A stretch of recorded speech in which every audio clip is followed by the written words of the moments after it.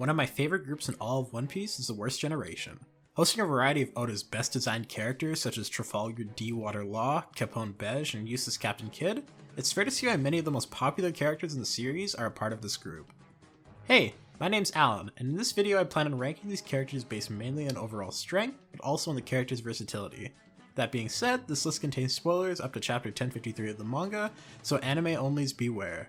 And with that, I hope you enjoyed this video. Coming in at number 12 is one of my favorite of the Worst Generation, and that's Jewelry Bonnie. She has a great design, funny personality, seemingly interesting plotline being built up with Kuma. What's there not to like about her? She has a super powerful devil fruit that allows her to adjust the age of herself or her target at will. It seems to be similar to Sugar's devil fruit, as she seemingly has to make contact to apply her power. With that being said, however, there's not really currently enough known about her to put her higher on this list, especially when considering the other members of the Worst Generation. We do know that she and her crew were utterly trounced by the Blackbeard pirates, and to be fair, it's the Blackbeard pirates, but still, it doesn't help with the case of putting her higher on this list, so I think the bottom of this list is fair for Jewelry Bonnie. To be honest, I did a lot of debate over which of the two next characters would be numbers 10 and 11 on this list. However, I finally decided on number 11 being Roar of the Sea Scratchman Apu. Apu actually has some pretty crazy feats, as he's able to easily injure Luffy, Zoro, and Kid without them being able to really do anything about it. His ability inflicts damage to anyone who hears his music, and with this, unknowing opponents can greatly struggle against Apu. However, it's the unknowing part that's really important, as his abilities can be pretty easily stopped once you know it.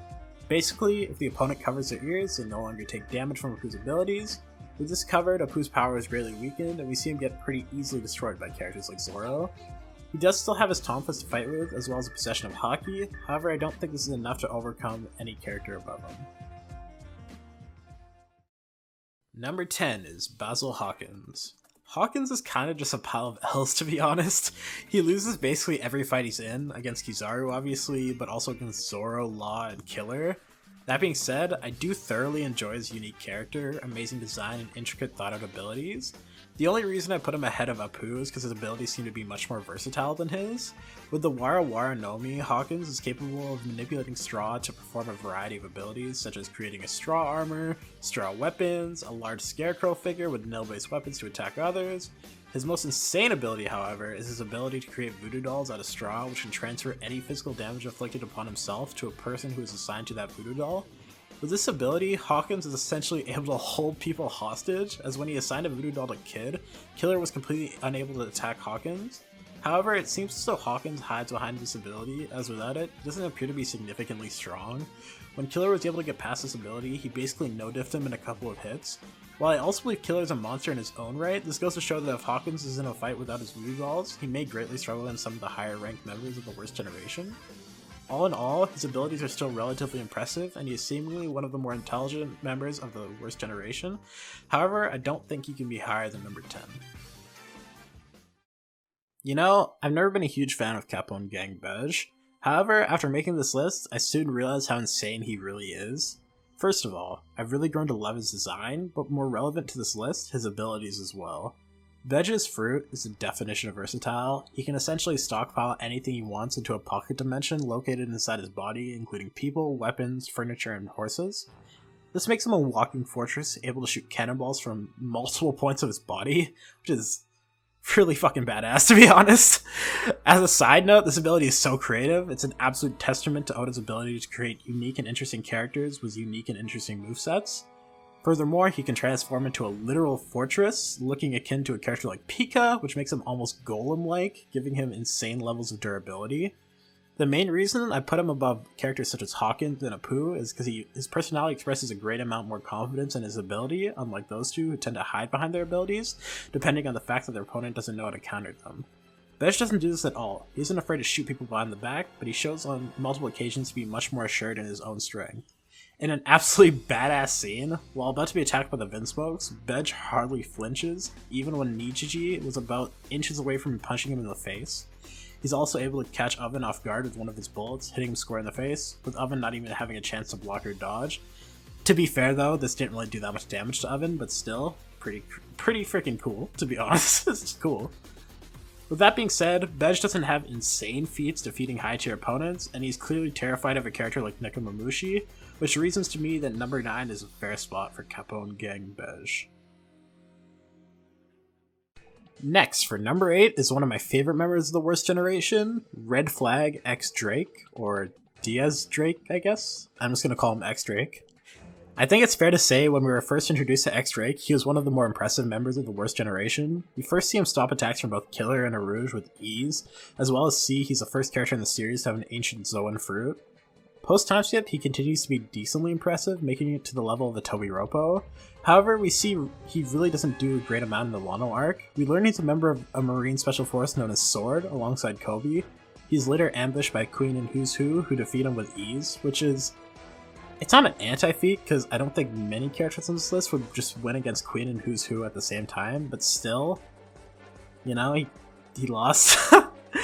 He then joins Luffy's side, helping him take down a couple of members, and later on teams up with the Pooh to fight CP0 members. However, while Drake is able to stab a CP0 agent in the back, that same agent stabs him in the neck with a Shigan. The main reason I have him above Veg is actually his rank as Tobiropo itself, as I consider characters like Oven to be of similar caliber to those of the Tobiropo, and Oven was an absolute monster during the Whole Cake Island arc, Veg being unable to do considerable damage to him. All in all, Drake is certainly powerful, however he doesn't have the insane feats the characters above him have to be higher than number 8. Number 7 goes to Mad Monkey Rouge. I think it's fair to say at first Rouge was one of the most underrated and unpopular members of the Worst Generation. From his low bounty to his seemingly uninteresting abilities, it's not surprising to see why we wouldn't expect Rouge to do anything special before the other members of the Worst Generation. Oda clearly defies expectations by making Rouge the first member of the Worst Generation outside of Blackbeard to take down a Yonko commander. When this came out, Rouge was being hyped up as easily one of the strongest members of the Worst Generation, and is basically the sole reason for him being higher than the members below him. Rouge's ability to take damage and convert it into physical ability allowed him to beat Sweet Commander Snack in a seemingly taxing fight, which at that point Cracker was able to defeat him with ease. It's fair to say that Rouge could have put a better fight against Cracker if he wasn't fatigued, however we'll never completely know for sure. However, the fact that it seemingly was a high difficult fight to beat Snack is why he's lower than some of the other members of this list, who begin to have insane feats on Wano. Still, Rouge is a powerhouse, and his subversion of expectations was an exciting part for a relatively underlooked character. Since the rooftop battle, certain characters of the Worst Generation were propelled to a new tier of strength. The first of these characters is a combatant of the Kid Pirates, Massacre Soldier Killer. With his Punishers, he was able to blitz and injure Kaido, which is a feat that already puts him on another level of strength to the characters below him.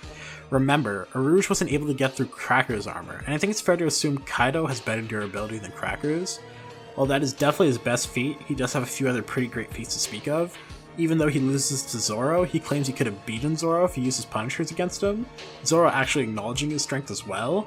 He was able to figure out a counter to Hawkins' seemingly unstoppable ability where he cut off Hawkins' left arm as he was linked to Kid not having said arm, and that allowed Kid to be unattached to Hawkins. It's kind of confusing, but I think you get it. Soon after, he immediately one-shot Hawkins, both Hawkins' Death Card Scarecrow as well as Hawkins himself.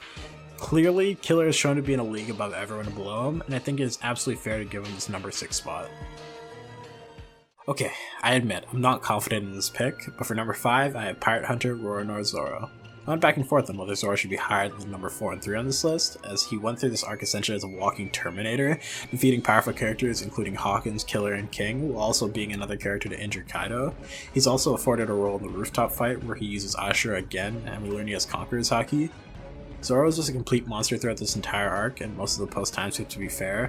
He does receive significant injuries against Kaido and Big Mom, and is in a pretty much near-death state, but it's Kaido and Big Mom, so you can't really blame him.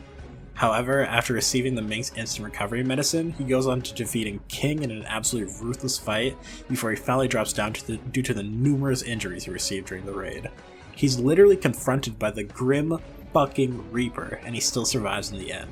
He's absolutely insane in this arc. That being said, I suppose there needs to be an explanation as to why he isn't higher on this list, especially when compared to both Law and Kid. Now, I'd consider all 3 of these characters to be on a relative level to each other, however, I give the edge to the other 2 for a rather simple reason. The final opponent they defeated was a Yonko, while Zoro's was the first commander. Kid and Law seemingly didn't end up as injured as Zoro, and I know Zoro got himself greatly injured protecting his allies on the rooftop. However, if you believe that Big Mom and Kaido aren't completely leagues apart, then you expect characters like Law and Kid to suffer a decent more damage in a 2v1 fight against someone like Big Mom.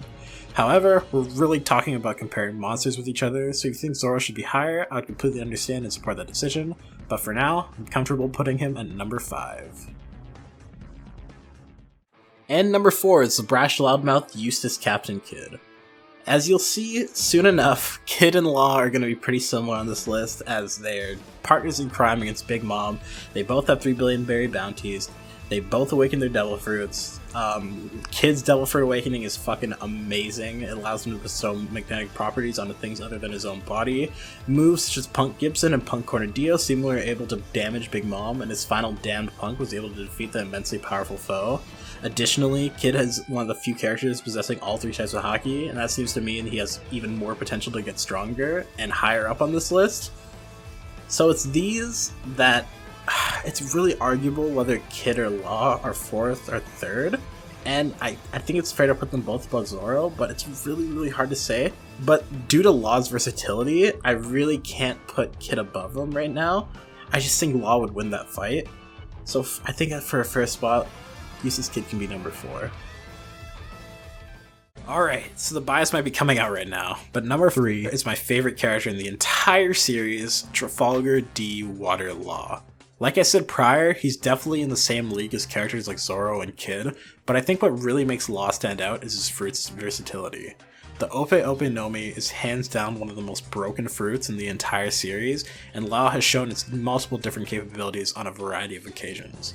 From swapping body parts around, to replacing body parts in inanimate objects, to generating energy to damage internal organs, as well as his ability to completely remove drugs and diseases from the body without even his awakening, Law has shown a variety of powerful attacks. However, after achieving his awakening, Law's power and versatility reached new heights, and he became a fighter capable of taking on the Yonko. Using his K-Room and Shock Willy, Law was capable of damaging Big Mom, and his Puncture Willy was able to pierce her straight into the ground. Soon after, he was able to cut Big Mom's homie Misery in 2 before his teammate Kid finished the job against Big Mom. One thing worth noting is that Law is probably the most intelligent of the worst generation. He's the one that suggested splitting up the 2 Yonko, and he was a major contributor in helping knock Big Mom off Onigashima. All in all, Law has shown to be an absolute monster who in the most recent chapter received a bounty of 3 billion belly, same as Luffy and Kids, which I believe means number 4 is definitely a fair spot for Law. Some of you may have forgotten, but Blackbeard is also a member of the worst generation, and he's easily one of the strongest of the bunch obviously. He possesses 2 of the most broken fruits in all of One Piece, the Yami Yami and the Gura Gura, and it's fair to say he's probably trained a decent amount with the Gura Gura during the 2-year time skip. His crew was capable of taking out the remnants of the Whitebeard pirates, and you could definitely argue characters like Marco are on relatively similar tiers of power to Law, Kid, and Zoro. Additionally, similar to Kid, he's one of the few characters presented as a rival to Luffy, demanding that he has to be one of the strongest characters on this list. He achieved Yonko status before anyone else on this list, and is one of the characters that I believe could pose a serious threat to Kaido and Big Mom in a 1v1 fight. Considering we don't know his full potential at the current point, it's possible Blackbeard could be ranked differently on this list. However, at the moment, I believe number 2 is a fine spot for the potential final villain of the series. And surprising no one, the number 1 spot on this list belongs to the protagonist of the series, the future Pirate King, Monkey D. Luffy. Since Whole Cake Island, Luffy has been learning advanced ways to utilize all 3 types of Haki, with the peak being his advanced Conqueror's Haki, allowing him to battle toe-to-toe with a hybrid form of Kaido, even being able to split the sky with his Haki, a feat only the strongest pirates in the world have ever accomplished. However, the obvious reason he's at the top is the recent awakening of his Devil Fruit, which we now know as the mythical Hito Hito Nomi Model Nika.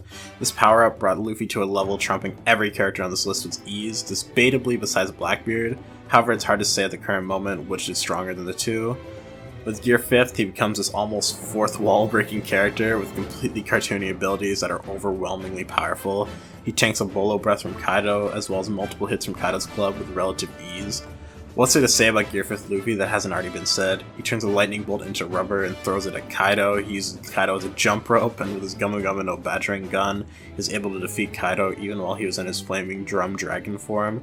I mean, at this point it's obvious, Luffy is clearly on a completely different level to the other rooftop fight members, and his beating of Kaido cements him as one of the most powerful characters in the history of One Piece. And that's it. This list was honestly super hard to make, and varied answers are definitely possible, especially where the bottom half of the list is concerned. If I had to rank the characters into tiers, I'd put Bonnie in bottom tier, Apu and Hawkins in like a low to mid tier, Capone, X-Drake, and Rouge in a mid tier, Killer in a mid to high tier, and Zoro, Law, and Kid in a high tier, and Blackbeard and Luffy in a maybe above high tier or a god tier. With that being said, leave a like if you enjoyed, and subscribe for more anime videos in the future. Additionally, if you'd like to leave your own list in the comments, that'd be awesome and I'd love to read them. Also, if you have like any criticisms of the video, any criticisms of my list, please let me know, it helps significantly. And yeah, that's it. Thanks, and I'll see you later.